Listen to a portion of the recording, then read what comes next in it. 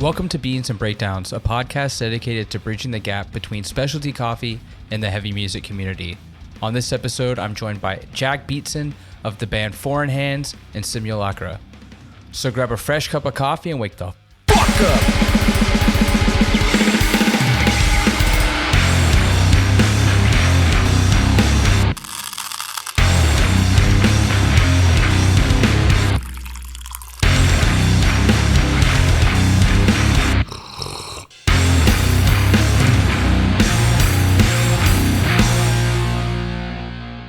What's going on, caffeinated crew?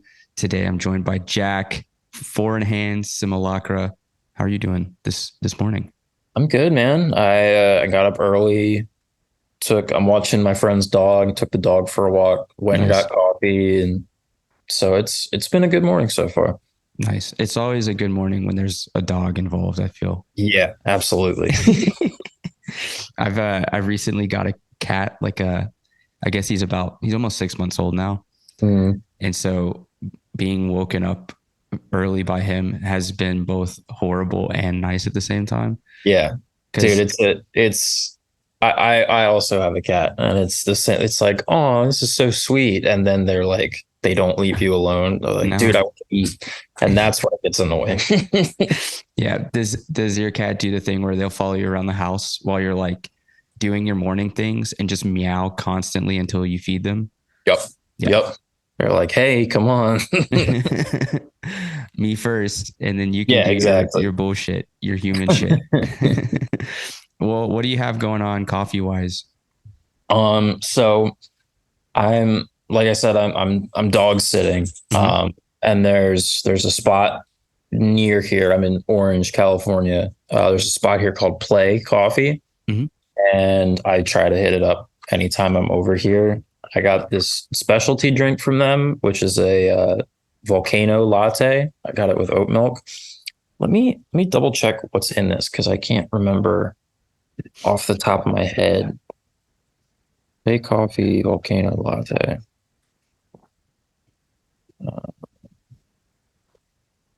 Brown sugar, espresso, and wood-fired smoky sea salt in this. There's where the volcano comes in. I was like, where's the... Yeah.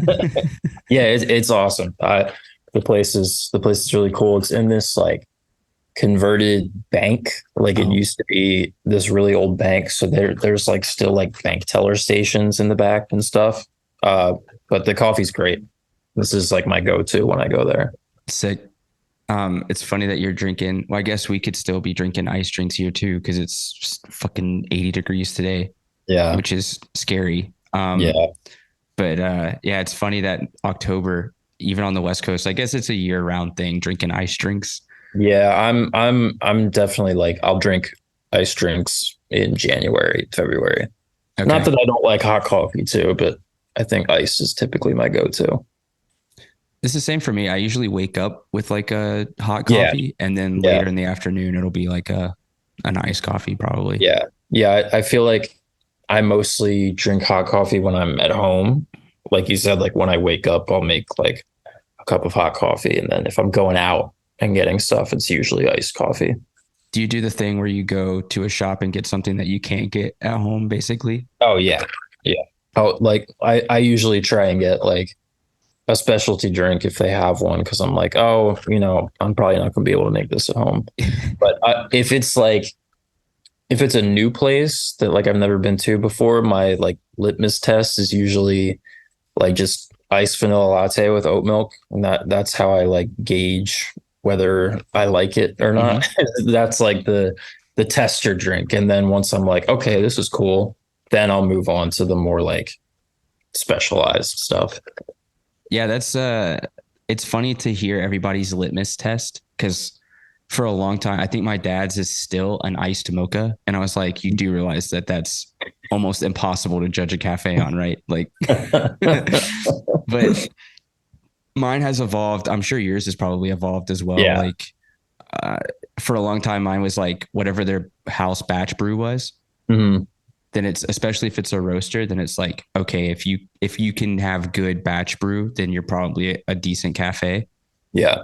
But I think I've transitioned to an oat cortado recently.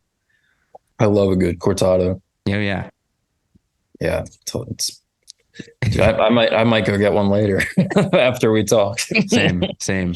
I gotta figure out where I'm gonna go later. But yeah.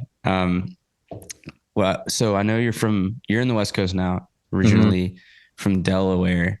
So you must be a Little Goat fan. Oh, dude. I had a feeling it was going to come up. Yeah, dude. It's so, I mean, it's kind of become famous for like people who pass through Delaware. It's like, oh, we got to stop at Little Goat. Like, anytime any of us have friends that are like on tour or like visiting, we're always like, come on, let's go. Um, and it helps that we have like a bunch of friends that work there too. Yeah, so Little Goat is in a college town in Delaware. It's Newark, Delaware, and it's where I went to college. And I always think it's funny because they opened when I was like I was in what ended up being my last like full-time college year before I took a break. Mm-hmm. So like they opened, and like at the time I was writing and reporting for the school's newspaper. So I did like a piece about it when they opened. I was like, oh, here's a new coffee spot profile. And then I moved back home with my parents about like 20, 30 minutes away. And that's when like all my friends started working there and they started getting like a really good reputation. And I was like, of course, right after I like moved back home. But that probably saved me a ton of money because I would have been there multiple times every day if I was still living down there, which, sometimes I'll still just make the trek down there if I'm really like, man, I need Little Goat right now. Yeah, I didn't realize how kind of popular it was because I talked to Molly like a while ago, and he was just talking about doing the drawings and stuff Yeah. when he was doing production for them, which I'm not even sure if he's still involved really. Yeah, he is. I think he still does that kind of stuff for them. I think I've seen him like hanging out and like helping roast before. Like typically whenever I'm there, he's just kind of there hanging out. Like Okay. he's always around helping out and doing stuff there. I mean, that's kind of just the case. Like that's like his stomping grounds is Newark. So it's typically anytime I'm there, I'll run into him at some point. It's like the local haunt, I guess. Like Yeah, absolutely. if you stay that place long enough, you'll see like 10 of your friends or something like that. Yep, 100%. Because Newark's pretty small, right? Yeah, yeah. I mean, Delaware in general is pretty small, and most of the cool stuff to do is concentrated in like northern Delaware. Mm-hmm. Southern Delaware is a lot of like farmland, and then there's some nice beaches down there, but most of the like, I don't even want to say like touristy stuff because there's not really a ton of it. But like if people are passing through and they're like, oh, there's this cool spot I want to hit, it's in like northern Delaware, and everything's within like a 30-minute radius or so. So just Delaware in general is like, chances are you're going to run into someone whenever you go out, whether it's someone you want to see or someone you don't want to see. It's a small town, so it's hard to get away from people in Delaware. Are you one that will drink like shit coffee for the sake of coffee while on tour? Or will you wait until you get to a proper spot? It depends, I think. If I've been driving like overnight, or if we like stop at a gas station and it's like 7 a.m. and I just happen to be awake and like I want to be up and like do stuff because I work while I'm on tour. Right. I'll do that sometimes, but if it's kind of the case where it's like, oh, we're like a couple hours away from the city and there's a coffee spot here, I'll usually just be like, I'll wait. But it's more of like an emergency thing. It's like, oh, if I have to get this shitty coffee, I will. But I typically try and hold out. You'll drink a cup from the unwashed Pilot batch station. Yeah. There are like a couple like Pilots and Loves that we've stopped at that have like really nice self-service coffee setup, and like that's kind of cool. Sometimes I'm like, oh, this just looks really nice. Like I just want to try it because it's so like clean and organized, and it's usually just tastes the same. But Yeah. I do appreciate a nice clean station to work with. It's all branding and aesthetic when it comes down to it anyway. So if it Yeah. looks cool enough, we'll drink it. Yeah, and that's pretty much how I am like across the board.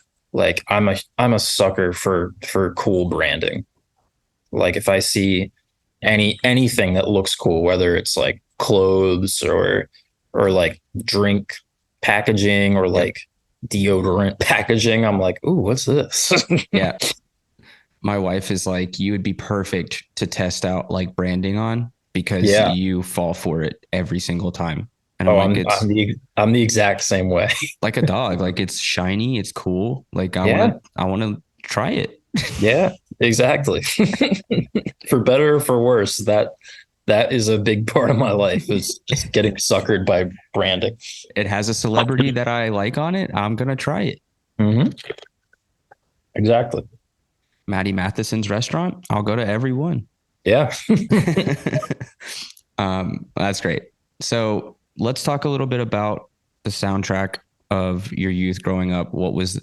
Who was playing the music and what were you listening to? Yeah.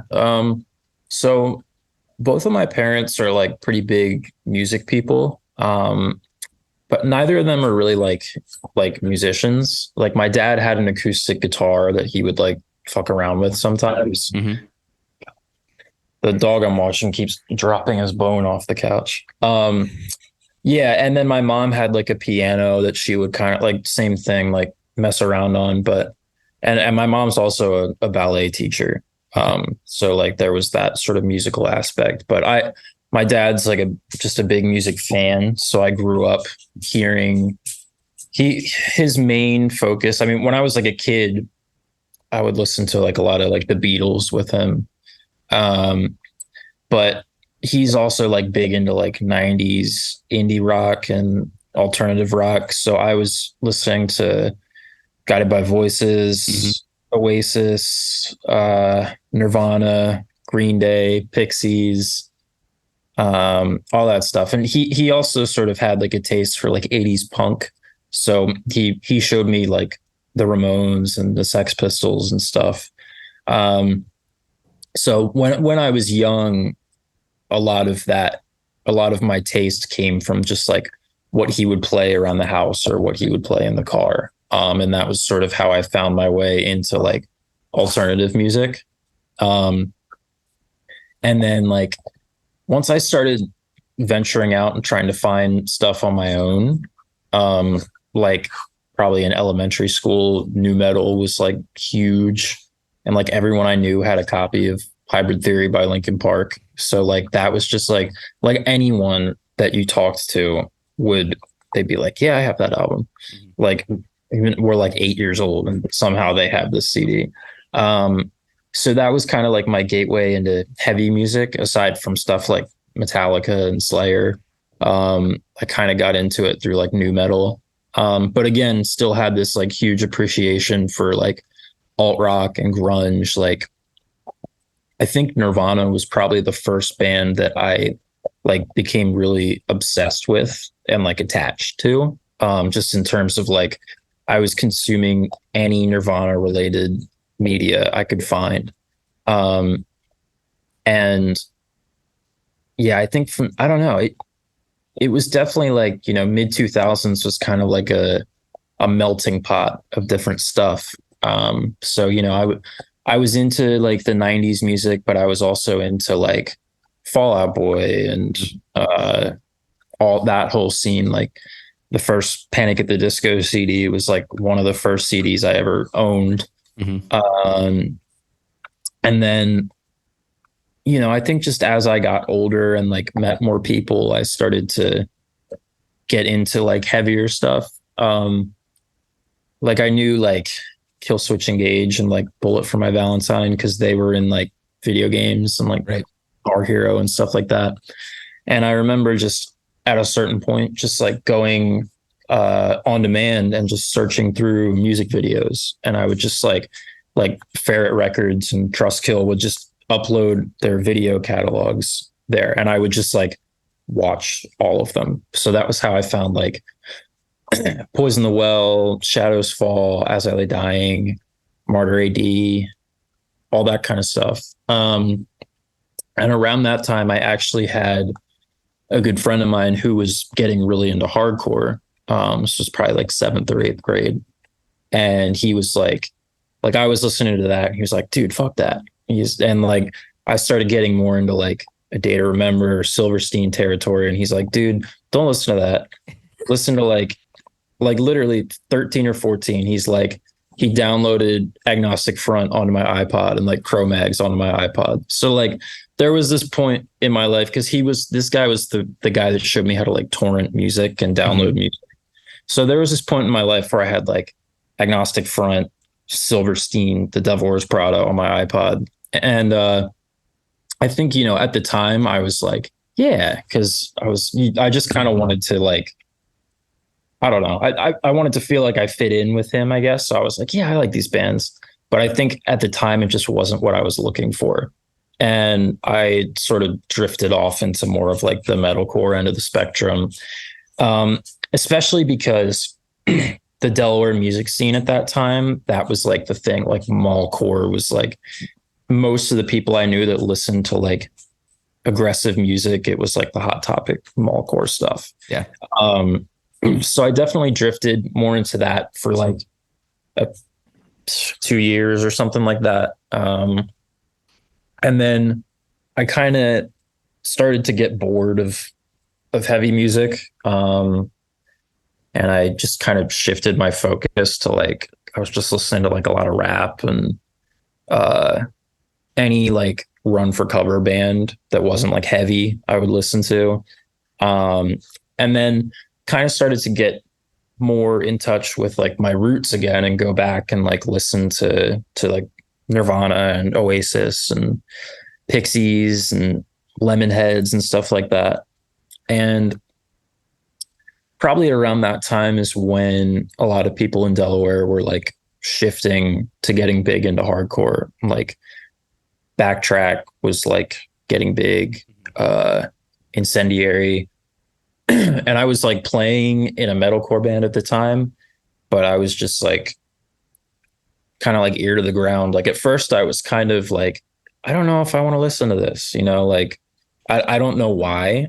Maybe it was just some sort of weird, like, oh, I'm 16. I don't want to do what everybody else is doing. Mm-hmm. But eventually I was just like, before I knew it, like just listening to these bands out of curiosity, I was like, okay, like I'm on board.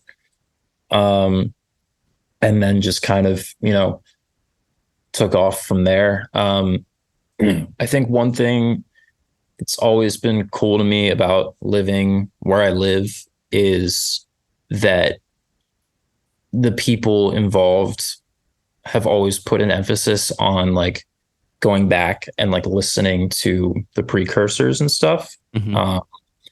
So whether it was like I remember Mully, there was just a point where he was just putting all of us like younger guys onto like Disembodied and like Kickback. And so those were like good starting points for all of us to be like, oh, let's go back and like take a look at all this. And because my like main introduction had been metalcore, it was kind of cool for me to go back and see like that there was like a point when the two were conjoined. Mm-hmm. Like I remember the first time I saw a band cover Poison the Well, and I like hadn't listened, like a hardcore band at a hardcore show, and I like hadn't listened to them since I was like 13. And I was like, people in hardcore like Poison the Well? And then I like went back and I was like, oh, it's all like connected. So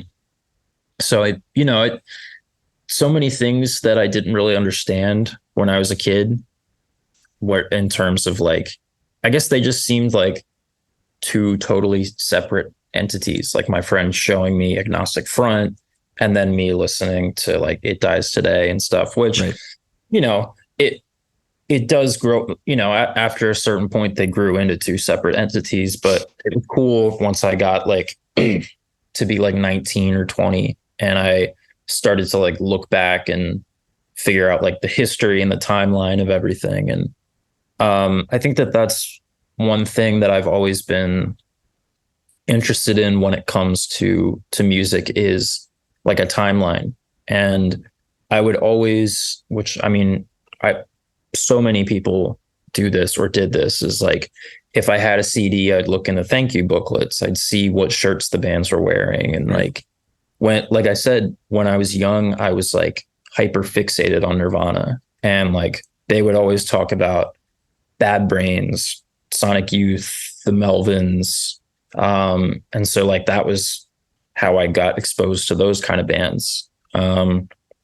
So I think, you know, just kind of understanding the history of what I was listening to is always important to me. And I think that getting a little bit older and like really learning my history with hardcore and stuff made me appreciate the genre in a different way that I didn't when I was 13, which obviously makes sense. But yeah, I mean, it's cool because I still listen to all this stuff that, or most of the stuff. Obviously, you know, when you're young, there's stuff you're going to like that you don't like when you're older. But, right.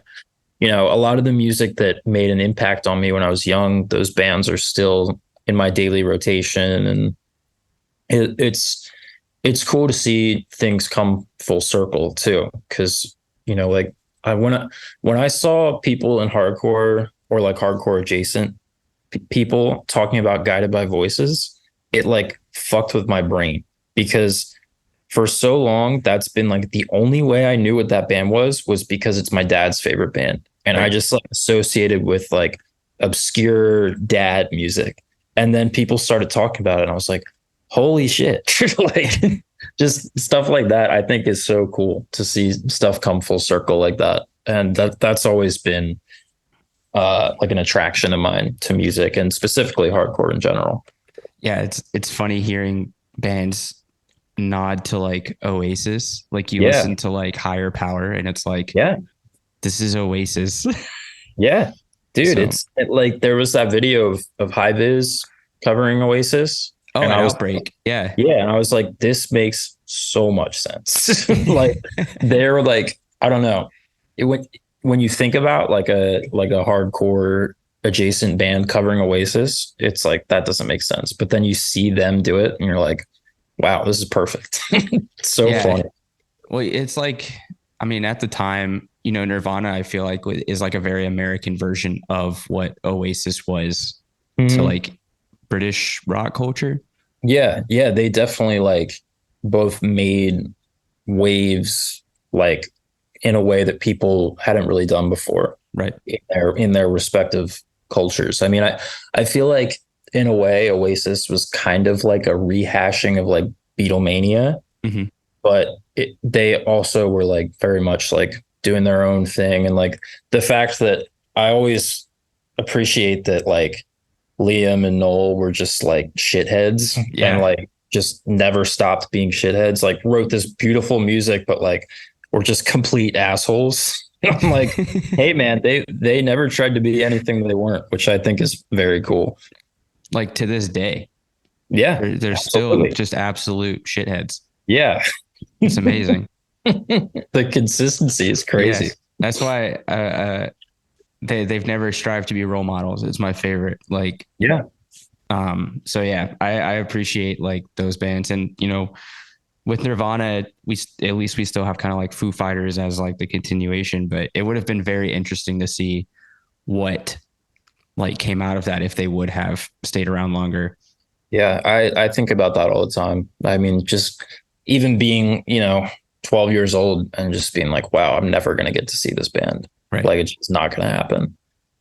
Which I think adds to like the mystique of it too. It just made it kind of more attractive to me, because I was like, oh wow, like this is something I'll never get to see. Now I need to find out everything that happened while I wasn't alive.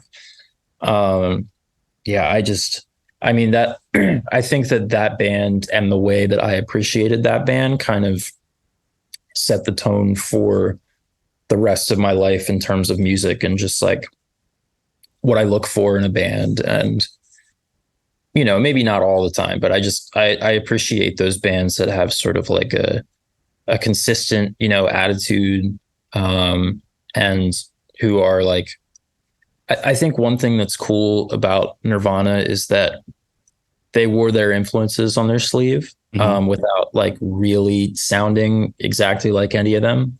And, just to see them, biggest band in the world, and Dave Grohl's like, oh, listen to Bad Brains. Like, I think that's so cool. And he's still like, he's still doing that kind of stuff. Yeah. He does still like, I don't want to say he gasses up, but he definitely will like drop, like he'll name drop like underground bands, which is pretty interesting. Yeah. I definitely think people that stay in touch with their roots like that, I think that's really cool. And like I was saying, like I was and still am like a huge Fall Out Boy fan, and to see them still very much like, maybe not like super in touch with hardcore, but like, name dropping current hardcore bands, like I think that's cool, because they are not in a position in life where they need to be like, oh, listen to this hardcore band, Right. But I just think stuff like that is really cool. It was cool. What year was it? 2016, I think, when Sect did a tour with Jesus Peace and Eternal Sleep. I don't know if you remember that at all. I think Vane was also, I don't think I went to any of the shows, but I remember when it happened. Well, in my hometown in Savannah, they played at like a 150 cap venue, but it was 2 tours joined together. So it was the Jesus Peace Sect tour with Advent, also played Eternal Sleep, and Vane. It was like this weird 6-band. Like for 2016, that's a fucking awesome show. Yeah. And so it was just weird to see like Andy, who's a drummer that I've really looked up to for a long time, like just walking around my local shit venue. Yeah. And wasn't even a rock star about it. Like, he was a nice guy. That's what I've heard. I've never met the guy, but I mean, just the fact that, he's still goes on like these small hardcore tours, I think that's cool. Yeah. So I always appreciate stuff like that, whether it's related to hardcore or not, like just people keeping in touch with their roots, I think is really cool. Like Post Malone going to see hardcore shows in Salt Lake City. That's sick. Yeah.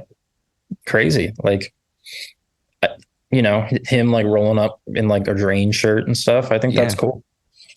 Tried to tell everybody that he was a real one. I wanted to clown on him, but he's a real one. I'm telling you. So are you like the primary writer for the most part for Foreign Hands and Simulakra, or how does that kind of work? Simulakra is, I would say, mainly Xavier. Okay. Like he'll come up with a lot of like the initial ideas, and then he and our drummer Breza will like hash them out.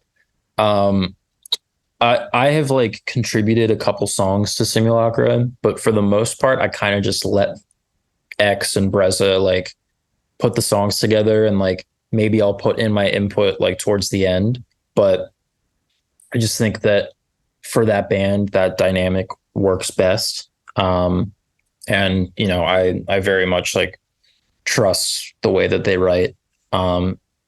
So I kind of try to like stay hands off until like the songs are closer to being done. And then I'm like, offer ideas when I can. Foreign Hands is a bit different. For a long time, it was just Tyler writing everything. And like the rest of us would offer input occasionally, but for the most part, it was him. Excuse me. And when we did Bleed the Dream, that was when we were kind of like trying to write more collaboratively, I think. And we were definitely having trouble with that, just like, because all of our brains work in different ways, and we all have our own unique approaches to writing music, which is great because, it makes for more unique ideas, but it was hard for us to kind of like figure out how to work together like that. So with that EP, we worked with Isaac Hale for a bit to kind of just like help us wrangle in all our ideas and like figure out what we were doing and make it sound more cohesive. And I feel like that was kind of like the start of us, like, you know, figuring out how to write together. And it, you know, it still came with its own challenges and stuff like that. But for this most recent record that we did, that we recorded earlier this year, it was very much like everybody was writing, which is the first time we'd ever really done something like that. Oh my God. Yeah, like we would just kind of meet up as often as we could and just like sit down in a room and just like jam and just write. And even if it was like the thought, at least in the beginning, was kind of like, maybe this isn't even going to be on the album. Maybe this isn't even going to be a Foreign Hands song, but like, let's just get used to writing together. And that, I think, really helped us kind of figure out how to work together, to the point where, like, once we got in the studio to like do pre-production and stuff, we were kind of like more on the same page, I guess. And I think it definitely helped working with Will as our producer. It was nice to have an outside like opinion on things, because I think, you know, when you have 4 different creative people writing, there's always going to be times when someone's like more attached to their own idea than someone else's. And I think sometimes it's nice to have that outside opinion to be like, objectively, this is what I think works best for the song. And like, then, you know, you hear it in context and you're like, oh yeah, that was right. Like, yeah, I like my riff, but like for the song, this one's better. And I think just having that experience working with him and practicing working on writing together helped us a lot. And it's cool. I mean, like, I think, you know, there are a couple songs on the record where like all 5 of us contributed to that song, which is really cool. 'Cause that's kind of something we never thought would happen, just because it was kind of, we had trouble figuring out how to write together. But yeah, I feel like at this point, it's very much like a collaborative effort, which is awesome. I love it. It is always interesting, like trying to write with different people, because, you know, I'm currently like in a couple of bands, and then both those bands write very, very differently. But like you're saying with the producer, I think it is always beneficial. Everybody comes in with not necessarily having like as personal an attachment to their riff or their idea, but just kind of, you know, putting it into the collective pot, and then everybody just kind of picks what's the best for the song. Yeah. Yeah, absolutely. And I think that, you know, just having that ability, I mean, it's awesome that we, Foreign Hands, I mean, and Simulakra, like, everybody's a very talented musician. Something that's kind of overwhelming about Foreign Hands is that everyone in the band plays guitar and is like a good guitar player. So like when we write, it's literally like 5 of us with guitars in our hands. Oh, and I think that can make it get a little messy sometimes, but that's also a good thing, because it's like we have 5 different perspectives, 5 different, like, we all have different play styles and approach it from different ways. So it's definitely really cool. And it's like a blessing and a curse, you know, but like when we were in the studio and we were all in the control room, like doing pre-production and like trying to come up with like, oh, like, let's change this riff or let's write a new riff here. Everybody's just there, just like fiddling around on their guitar, like, like, oh, let's try this. Let's try this. And we always make the joke. It's like, if anyone's having trouble recording a guitar part, you can just tag someone else in. But like our drummer Wallaby, he's on his own because he's the only one in the band that can play drums. Yeah. Don't you hate that? That's why every band should have at least 2 drummers. I feel like that's like the golden number. Yeah. I don't know why, but every band that has multiple drummers is also really good.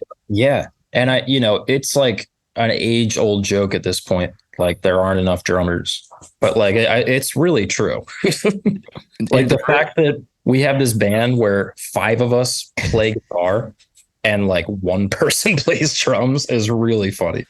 To be fair, he's a fucking sick drummer, but yeah. Yeah. Like obviously he's a great drummer. And like, thank God, because it would suck to not have a drummer we could rely on. But yeah, he's always just like when he tracked drums for the record, he was like, I'm on my own. Like I can't tag anybody else in.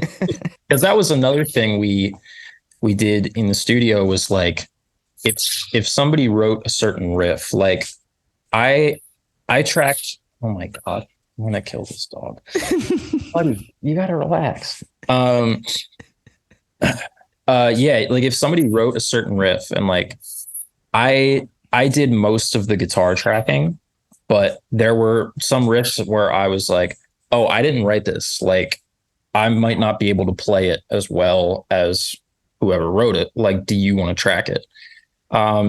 Just in terms of like if I'm having trouble and I'm like, oh, I know that like Tyler can play this riff. Like, you want to track it, stuff like that. Like, I think that also ties into sort of letting go of your ego when you're writing too, and just being like, this is what's best for the song. It might not be what's best for your ego, but ultimately it will pay off. And I think that that's something that definitely I have like learned to get better with.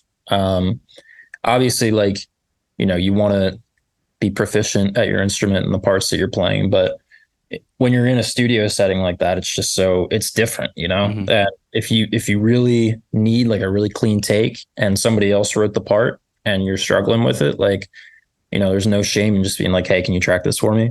Because, ultimately you want the best final product. That's why a band is so communal. People don't understand. It's not about one person. It's everyone. Yeah. And I think that, both bands I'm in, I mean, Simulakra is like, I think that the dynamic in that is more so that like we all have a hand in the music and like we all have a voice and like our voice, like what we want to do and like stuff like that. But again, when it comes to the writing process, like I feel comfortable and Tyler feels comfortable stepping back and kind of like letting Xavier and Breza do their thing. And then like, just because that's how it works for that band. But for Foreign Hands, the dynamic's totally different. And that's kind of more of a thing where like everybody wants to step forward and, just add and like write. And that can be chaotic, which is, I think, why it took us so long. And I don't think we're fully there yet with like being like proficient at writing together. But, I think that if you can make that work, it's great for some people. But, some bands, that's just not the case. But it even if one person's doing all the writing, like I think, like you said, like the community aspect of a band is still important, whether it's one person doing the writing or all 5 people doing the writing. There's other aspects of the band besides writing the music that like people will pull their own weight for that. And, it's interesting to me because, no 2 bands are the same. Right. And if it's like half the same people, depends on how the band operates and what the music you're playing is. But I do feel lucky in that both the bands I'm in, it seems like we're coming into our own with as far as like the dynamics go. Like, it's interesting because I feel like this Foreign Hands record that we did has like greatly benefited from all of us writing. Whereas the Simulakra LP that we put out a couple years ago, I think had too many cooks in the kitchen. And, it was everyone trying to get a word in. And I think that the final product suffered as a result of that. Okay. And not that I don't like the record or anything, but like Simulakra was just in the studio recording an EP. And like I said, we kind of shifted our dynamic a little bit. And it was just like a night and day difference. Like it was just so much like everyone was more excited and pumped up, and like people were, I don't want to say like staying in their lanes, because we all have input and we all like voice our input, but it just felt much more streamlined this time, I guess. Like it felt like we were like, okay, we tried it one way, we didn't like the end result, let's do it this way. And it worked out great. We're all like really excited. Well, that's very exciting. And I think that's a great segue to say, what do you have on the dock for, I know that there's some tours, there's some fests, but just go ahead and drop what you got going on coming up for this year into next year. Yeah. So for Simulakra, this month, they're playing a couple shows without me because I'm going to be out here in California. They're playing with All Out War in Phoenixville. They're doing like For Those Who Were Crucified anniversary shows. Simulakra's opening like the Philly area date of that, which is sick. Yep. And then they're playing Wild Wild Fest in Salt Lake City, which will also be dope. I think Tsunami's playing. Vamakara is playing. I can't remember playing. who else. Yeah. Dude, Prowl is awesome. Love Prowl. That band's sick. We saw them, I think it was LDB 2019, or was it 2020? Was it 2019? 2019. Yeah, we saw them, myself and our other guitar player, Gil, from Foreign Hands, saw them at that. And particularly Gil, he was like, dude, this band fucking rocks. Like he was so stoked on them. Yeah, they're awesome. Montreal. Yeah. Dude, when we played Montreal for the first time, those guys rolled out, and like we were all like really excited. We were like, "Oh shit!" Wait, was that the Koyo? No. Sorry, the Sea Space Cowboy tour. Yeah, it was us and Sea Space Cowboy and Alberta. Yeah, I opened that show. Oh, you did? Yes, dude, that's so crazy. What band did you play in? It was a band called No Rescue. It was like a post-hardcore band. Right. Okay, I remember that. Dude, that's crazy. Our bassist had COVID, so we played as a 3-piece. That's awesome. Dude, so, I remember that now. That's great, because I remember being like, holy shit, this band's a 3-piece. Yeah, no, we're not. That band's not around anymore. But yeah, that was a lot of fun. I was very, very happy that we got to play that show. So, but yeah, I didn't know that was y'all's first like time in Montreal. Yeah, that was our first time in Canada in general, which was just a cool experience for us. And both the shows were sick. But yeah, that Simulakra also playing For the Children in December, and I think we're going to do a couple shows around that since we've never played shows on the West Coast before. Those aren't announced yet, but it's going to happen. And then Foreign Hands has this Dying Wish tour in November. It's their record release tour. And we're starting to map out next year. Nothing definite yet, but hopefully, definitely a new record next year. As for Simulakra, our new EP will be out early next year. And I think Foreign Hands is dropping a new song before the Dying Wish tour. I think, hopefully. So that's in the works too. But yeah, honestly, not a lot like mapped out after this year. I'm just kind of still trying to figure that out and get everything planned. Right. But that's more than enough to fill out the rest of my year for sure.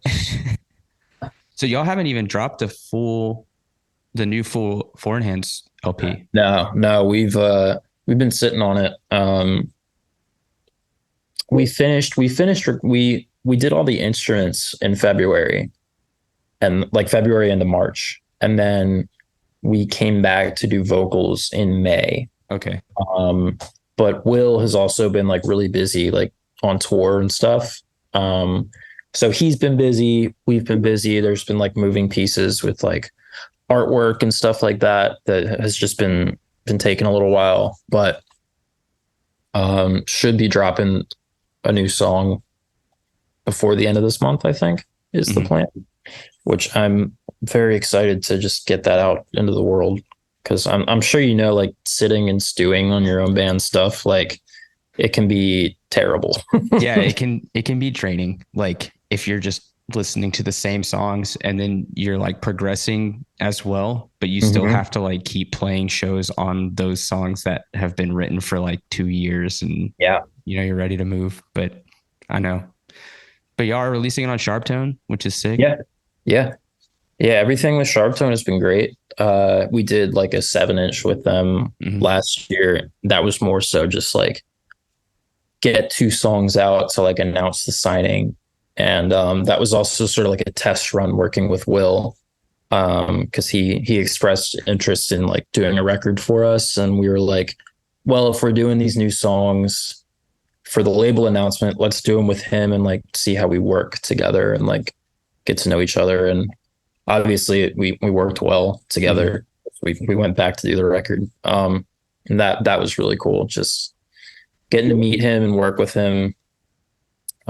He's the fucking man. We're all really, really excited about the record and his work on it. He's been awesome. Well, very excited to hear some new stuff next year. The Dying Wish tour. My only gripe is that it's not coming here. I don't know why. Canada. Yeah. There's no Canada at all, right? No, there's no Toronto, no Montreal. I don't know what happened. Weird. I don't know either. I told Mackie, I was like, that's a travesty. Yeah, dude. I feel like every full US tour that we've done for the last year has been to Canada. And so like when the tour was announced, I just kind of assumed like I had read through the routing, but I just kind of was like, yeah, we're going to Canada. And then I like looked over it again and I was like, oh, we're not going to Canada. Oh. Which sucks because I like playing Canada a lot. I love Toronto's great. Montreal's great. I just hate driving in Montreal. It's the worst. Yeah. Like once we're like there and parked and like walking around the city, I'm like, oh my God, this is beautiful. But like the driving aspect is horrible. It's fucking so terrible. And like that first time that we played there, we got into town a bit early because we wanted to like walk around and like check out some stores and get food. And there was just like no street parking. I don't know if it's like this, the whole city, or if it's just this one area, but it was like all the street parking was reserved for residents and public parking was in a garage, but the garage had like a really low clearance. So like our van couldn't even fit in there. So we just kind of like gave up and drove to the venue. I don't know what area y'all were in. I can't remember which area it was either. I think we were trying to go to the dime store. Oh. So like somewhere in that general vicinity, we just all like the main streets we're on just was like resident only parking, no public parking. So on the street that Dime is on, there is street parking. But like anywhere else on either side is all resident parking because it's kind of like a neighborhood. I don't know how to. It's not my favorite place to park. I usually just metro there.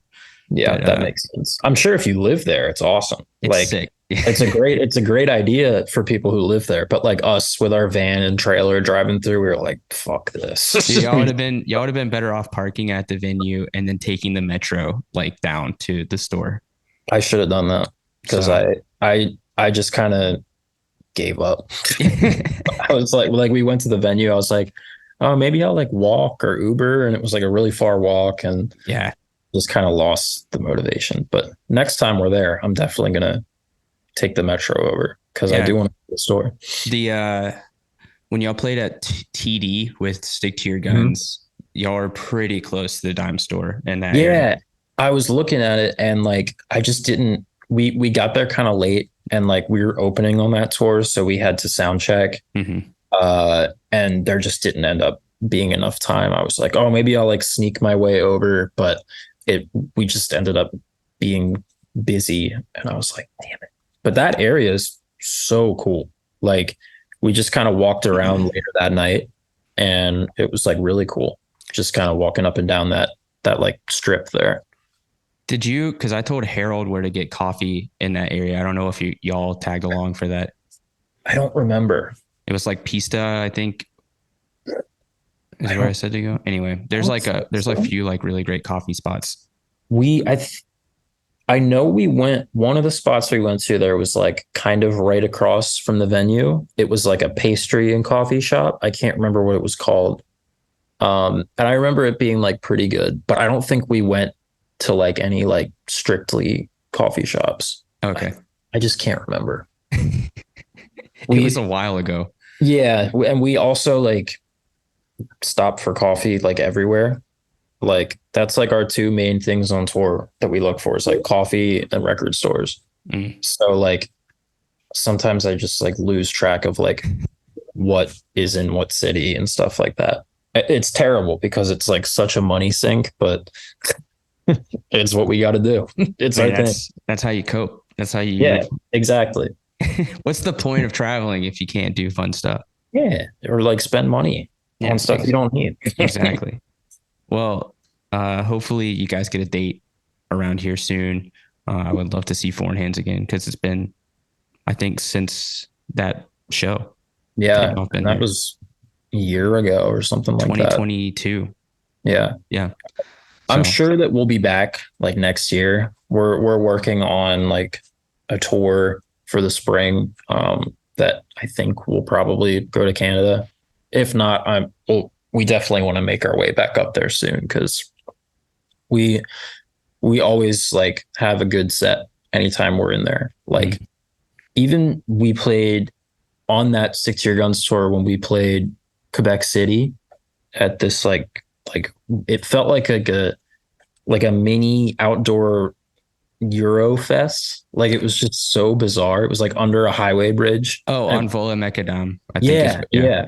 And like we were fully expecting our set to like suck because we were like, yo, this is not what these people want to see. Because it was like Despised Icon. And our set was like awesome.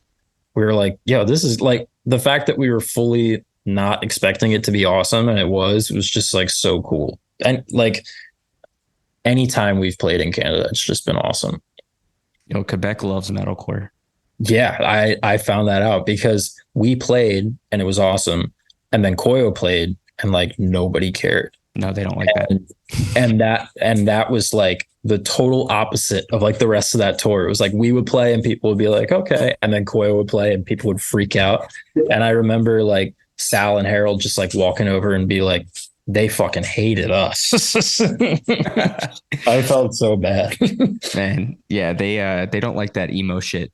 That's what they I have one last question for you before we wrap it up. But I totally forgot to tell you what I was drinking. Yeah. It's long gone out of my cup, but I got this coffee. Do you follow anybody on YouTube, like coffee people? Honestly, no. Like I'll follow some coffee people like on Instagram, but I'm not really like a coffee YouTube guy. I've just never like ventured into that world. There's a dude from Ottawa. His name's Kyle Roswell. And he started a roastery last year, maybe even earlier this year, called September Coffee Co. It's got a nice, beautiful little bag. Oh yeah, that's awesome. But I'm drinking, it's called Cranberry Punch. It's a semi-anaerobic Colombian. I don't know what that means aside from it's slightly fermented, I guess. But yeah, it's got a lot of really good, like fruity cranberry, like kind of sour notes. Yeah. I totally forgot to mention it because I was just drinking it the whole time. Yeah. Dude, when we were at Will's recording, he turned us on to Mod Cup. Oh yeah. And we like all went in on a big bag of their like fruit punch blend, and we were all just like obsessed with it. Like just all having multiple cups of coffee. It was so good. So I'll definitely have to try that. Yeah, Did you say September? I don't know if they ship to the States yet, but whenever you guys come up next time, I'll try to have a bag or something for y'all. Oh, that would be awesome. I'm going to have to keep an eye on that. This is my first experience with it, but I've been waiting for a while, and luckily a shop here in town started carrying it. So very, very happy. So far, so good? Oh, so good. That's my first cup from them. And yeah, hopefully I get to talk to that dude soon. But also Will is like a hero because he puts him and Randy put everybody on to Mod Cup, which is sick. Yeah. I'd never heard of it before. And he put us on. And I was like, how have I never heard of this before? So the day that I have either one of them on, I'm just gonna say thank you for putting all of these bands onto Good Coffee, because there's even people I've talked to that weren't coffee people and then went and recorded with like Randy and like turned into coffee people because of Randy's relentless mod cup fiction. Yep. That's how it was with Will too. And that was like when we first met, that was like one of the first things we bonded over. He was like, "You guys like coffee?" And we were like, "Yes, sir, we do." So we came back, we brought him beans from Little Goat and stuff. And hell yeah. He was like, "Thanks. Like in return, let's get this mod cup." Well, Jack, this has been a lot of fun. Yeah. I just have one last question for you before we go. What's your favorite city for beans and breakdowns? Okay, I feel like I'm kind of biased because Little Goat coffee is probably like my favorite coffee ever. And I don't know if I would say that if I wasn't from Delaware. I mean, I still would think it's great, but it's just my favorite. But are you talking like for the breakdown aspect, are you talking about playing that city or like bands that are from that city? However you want it. Okay. I think two of my favorite cities to play are Louisville, because they've just always, I mean, that's just a great place for any band to play, but particularly our band, like Foreign Hands, people there cared about us when like nobody else cared about our band. And like I've always had good sets there. So that's one. And Mesa, Arizona, anytime we've played at the Nile, it's just been like fucking crazy. So like in terms of shows, those are the first two that come to mind for me to play. In terms of bands I like, that's tricky. I feel like I'm a big fan of a lot of Long Island bands, but also just like I'd have to say Florida too, because that's like, Poison the Well is from there. Orange County, California, I love Throwdown. I love 18 Visions. I love Avenged Sevenfold. And we're finally playing Chain Reaction on this Dying Wish tour for the first time. I've been there before, but I've never played there before. Right. So I'm really excited for that. So I would say those are like my favorite general areas. And obviously Philly, I think, for current bands has some of my favorite current bands, and just in terms of their scene, like it's always been great. I love playing there. I love going to shows there. But I think that like the reason that Mesa and Louisville popped into my head before that is because like when we play Philly, it's like our friends and like people who know who we are. It's like sort of a hometown thing. So it's like when it's cool, it's like, yeah, like, this is our hometown. Like, this is cool. This feels good. But like playing places so far from home and like getting that good of a reaction, I think is just what tends to stick with me more. Like, I think I've played some of my favorite sets ever in Philly, but I've also played some of my favorite sets in Mesa, Arizona. So I think that tends to stick with me more if it's a place that's further from home. Hell yeah. I didn't realize that Mesa had such a big scene. I know the Nile and everything has been around forever, but yeah, I didn't realize it either. Must be slept on. Yeah, I think it is. Cause like I've never played a bad set there. And I always see like videos. Like I have an old friend of mine who lives in Phoenix.